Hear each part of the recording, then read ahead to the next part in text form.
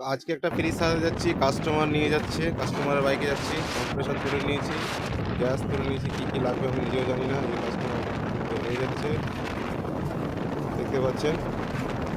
তো আমরা যাচ্ছি এখন নবগ্রাম।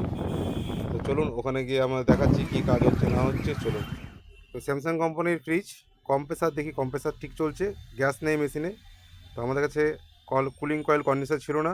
তো আবারও আনতে যাব কাস্টমারের সঙ্গে, এসে দেখাচ্ছি আপনাদের।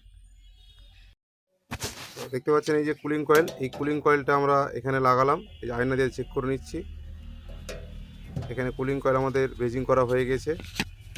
আর এদিকে আছে আমাদের কন্ডেন্সার, সেই কন্ডেন্সার সেটিং করব, সেটাও দেখাবো। আমাদের বেজিং এদিকে কমপ্লিট।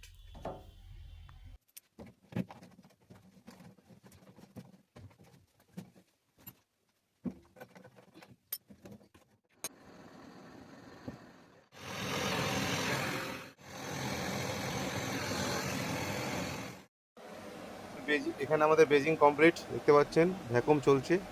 আর এখানে মেশিনটা আমাদের ড্রায়ার সিল করে এবার গ্যাস চার্জ করব। ভালোই কুলিং কয়েলে ঠান্ডা করছে, এখন এখন দিব্যি ঠান্ডা করছে, কোনো প্রবলেম নেই।